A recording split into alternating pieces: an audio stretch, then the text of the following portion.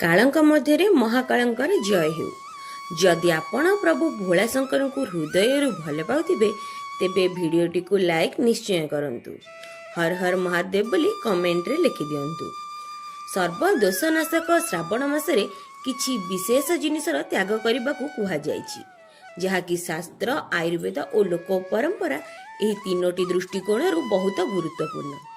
कारण एही त्याग शरीर को शुद्ध करने सह बुद्धि मन आत्मा और ग्रहगत दोष गुड़ी को संतुलित करिथाए और शिव भक्ति आपण को चरम सीमा को नहीं जाए। से श्रावण मासरे कौन त्याग करने उचित, कौन खाद्य त्याग करने उचित से विषय भिडियो को जानिबे। लुण त्याग करंतु, विशेषकर सोमवार रे, कारण यह मन को अस्थिर करे, इंद्रिय गुड़ी को उत्तेजित करे। सैंधव लुणर व्यवहार करें, यह चलिब, किंतु जेते कम व्यवहार करेंगे सेते भल। द्वितीय रे त्याग करने उचित से हेउची नील मुग, चोपा छाड़ी दियंतु। अन्य जेते डाली अच्छी मसूर चना इत्यादि यही सब भारी हेबारु पाचन को खराब करे, तेणु एगुड़ी को एड़ाई चलतु। केवल नील मुग बा चोपा सहित मुग खाई पारिबे।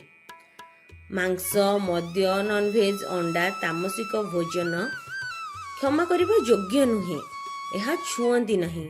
नहले ग्रह दोष काल सर्प दोष विशेष करी मंगल राहु शनि संपर्कित दोष अच्छी, तेबे यह आपण जीवन में असुविधा को बढ़ाई दे पारे। यही उपदेश श्रावण मासरे शिव भक्त मान को गभीर भाव में चाहूथिबा सबु भक्तों पई अत्यंत उपयोगी। हर हर महादेव। आपण जीवन में बाधा बढ़िबार संभावना थाए जदि श्रावण मासर नियम और निषेध खाद्य को लक्ष्य न करा जाए। श्रावण मासरे विशेष भाव में दही मसला दही खाइबा मना करा जायछि। एही खाद्य गुड़िक कफ बढ़ाई थाए और श्वास गला और शीतजनित रोग बढ़ाई थाए। हाँ, एथिरु बिल्कुल नवनिर्मित पतला दही निजे घरे पानी सहित तैयारी करी सेवन करि पारिबे। परिबा विषय में विशेष ध्यान देवार आवश्यक रही। पत्र थिबा परिबा, चिपचिपा प्रकृतिर परिबा यह सबू खाइबा उचित नुहे, जेपरिक भेंडी बैगण कंटाल युक्त परबल युक्त मशरूम बा छतु पालंग इत्यादि पत्रधारी चिपचिपा खाद्य को परित्याग करंतु। केवल एतिक नुहे, आपण इडली प्रेमी अटंती तेबे सावधान हुंतु। सोडा मिसिथिबा खाद्य, बासी खाद्य, ब्रेड ढोकला फास्ट फूड इत्यादि शरीर और मन पर बहुत खराब प्रभाव पकई थाए। समस्त जिनिस छाड़ी दियंतु। बासी भोजन शिव को उपासना रे अपवित्रता आनी थाए। यह सहित आपन को अधिक लाभ मिलवा अर्थ रे मैदा बंधयुक्त खाद्य बा भारी तेल अधिक छणा हेतिबा खाद्य जेपरिक कचौड़ी सिंगड़ा पूरी इत्यादि खाद्य को त्याग करबा उचित।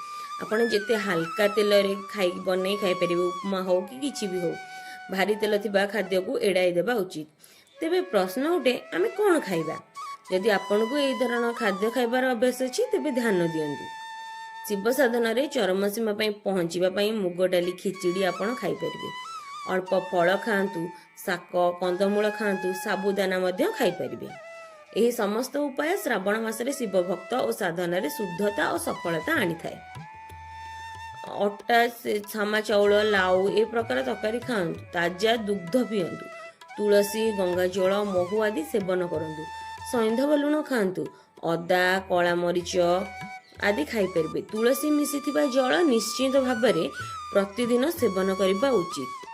प्रति राति रे एक लोटा जल रे तुलसी पत्र दे रखि दियंतु और प्रभात रे सेही तंबार लोटारू जल पियंतु। देखंतु किपरि आश्चर्य हुए। आपण जीवन में प्रतिदिन काढ़ा तैयारी करी सेवन करंतु। 27 जुलाई पर वर्षा ऋतु आसीजिव।